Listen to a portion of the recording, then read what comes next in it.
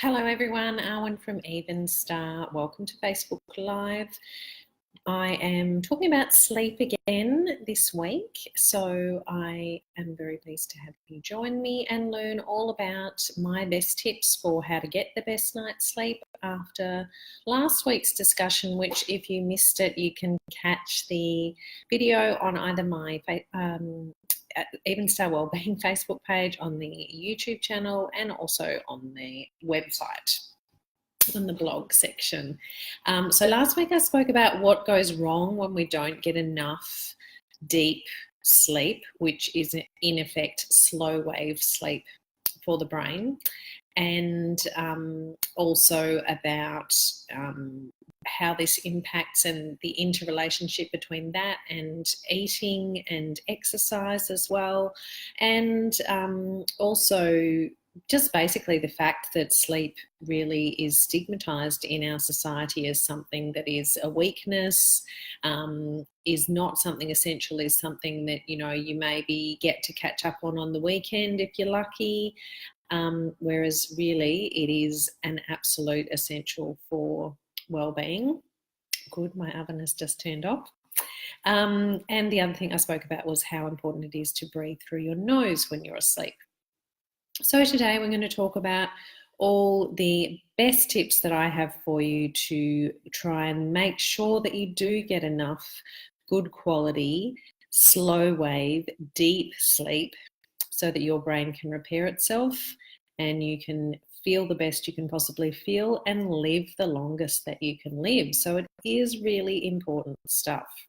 So I'm talking about this from the perspective of my 5-star wellbeing program. So if you haven't heard me speak about that before, it's basically how I approach my holistic approach to wellbeing, which I take with all of my clients, and also all the other work I do as far as writing and getting information out there to as many people as possible. So the 5 aspects are sleep, food, movement, being, and surroundings. So being is a bit of a one that you wouldn't necessarily know what it means, but it's basically everything else that doesn't go in the other 4 categories. So these are all things that I think are extremely important. We can't do one thing and not all the others and expect to have a good level of well-being.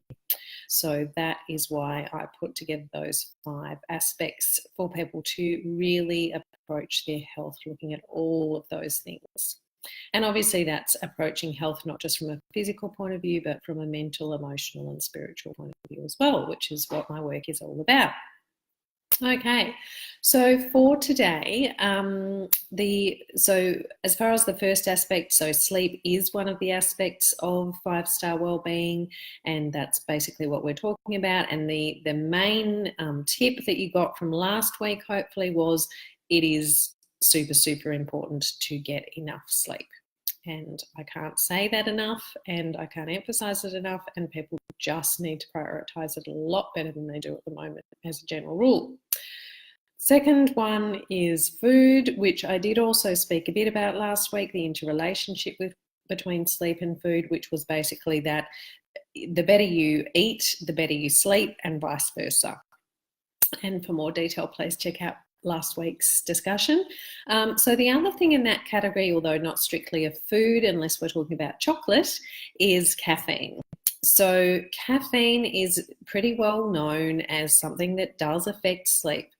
But what I have learned recently is that in fact, it affects a lot more people a lot more deeply than you possibly know.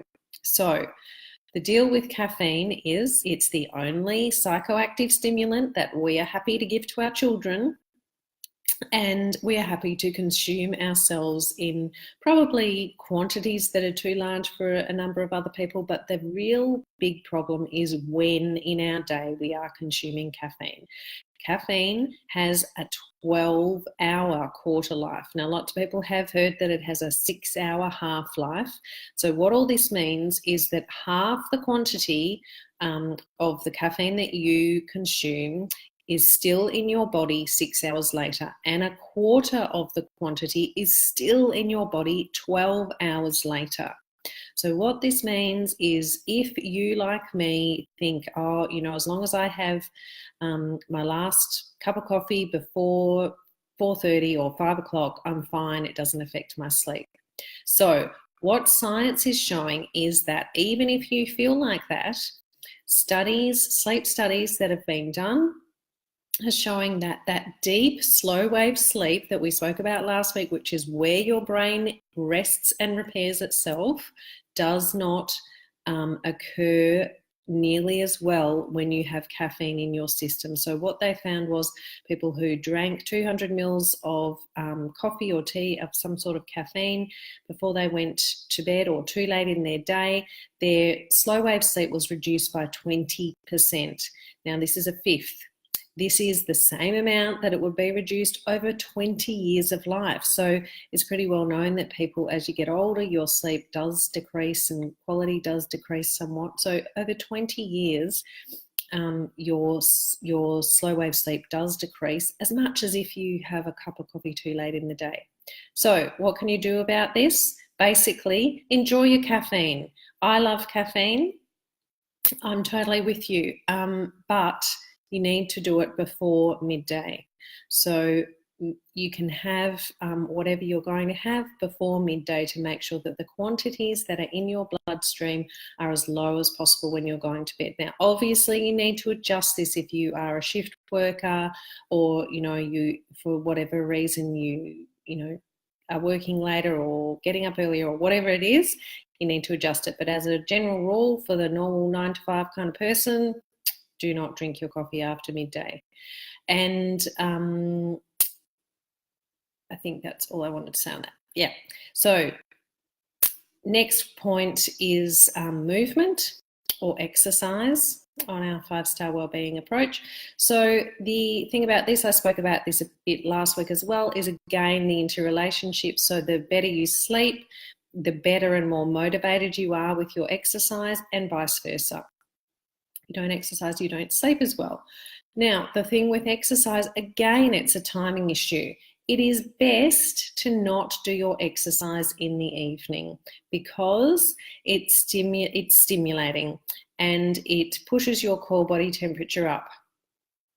When your core body temperature is up, it is much harder to go to sleep. So certainly those really hot nights that we can have in summer in Australia where everybody doesn't get a good night's sleep, yep, that's a fact.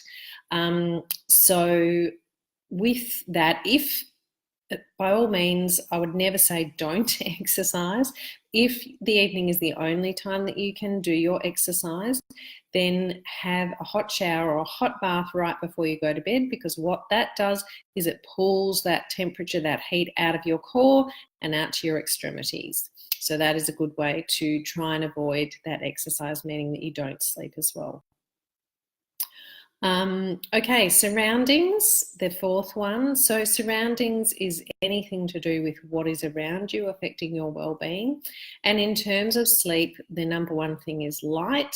So there's two approaches to this, and it's at either end of the day. So we are genetically programmed to sleep when it's dark and wake when it's light. The problem, of course, now is we have electrical lights everywhere and we can stay up way past sunset. And that can have a big effect on how we are. So what I would say is, when you do get up in the morning, expose yourself to light as much as you can. Throw open those blinds. When you go outside first thing in the morning, don't put your sunglasses on, even if it's really sunny. That's the best possible thing for your brain to get the message that the melatonin needs to be turned off, that your cortisol needs to be turned on, that it's morning, you need to be awake. So don't wear sunnies first thing in the morning. The other thing is, obviously, the other end of the day, dim your lights as much as you possibly can. Have, just a little low lamp on if you're doing something. And then the other thing is the whole issue with screens and blue light. So wherever you can, you need to adjust the settings on your computers or phones or tablets, whatever your device is, to make sure it's on a nighttime setting so that the background of the screen is red rather than blue in the evening. And I have a whole blog on this called The Digital Elephant in the Bedroom, which you can get more information from. And really also with screens, try to turn them off an hour, absolute minimum 30 minutes before you're wanting to go to sleep, because they are very stimulating as well. The other thing about surroundings is essential oils. So I have a whole section on my shop of essential oils that are great for sleep, and I've spoken about them several times before. I'm not going to go into that now, but you can certainly look on my shop on my website, evenstarwellbeing.com, and there's a section of sleep oils for you to take your pick. And lastly, so the being aspect. One that people often don't think about is that our brains can get confused if we are doing lots of things in bed and even in the bedroom sometimes that are not sleep. So what you want your brain to get the message about is that you get into bed to go to sleep. So if you're working in bed, you're eating in bed, you're watching TV in bed, then your brain can literally get confused about what it's meant to do when you go to bed, and it doesn't have those cues that it's time to turn off and to change what's being stimulated and excreted at that time. So I would really encourage you to not do anything. Maybe there's one thing, which, yes, sex can be great for helping you to get to sleep as well. And in fact, we're genetically, especially men, are genetically programmed to fall asleep straight after sex. So not telling you anything you don't know already, ladies, I'm sure. But otherwise, your bed is for sleep, and don't do anything else there. And lastly, meditation in the area of being. This is something that I will always recommend to people. And again, scientific studies show that people who meditate do generally get a better quality and quantity of sleep. And last point on that is that the Dalai Lama says that sleep is the best form of meditation. All right, if you have any questions, please contact me. Otherwise, I hope you have a great week and a wonderful night's sleep. Bye.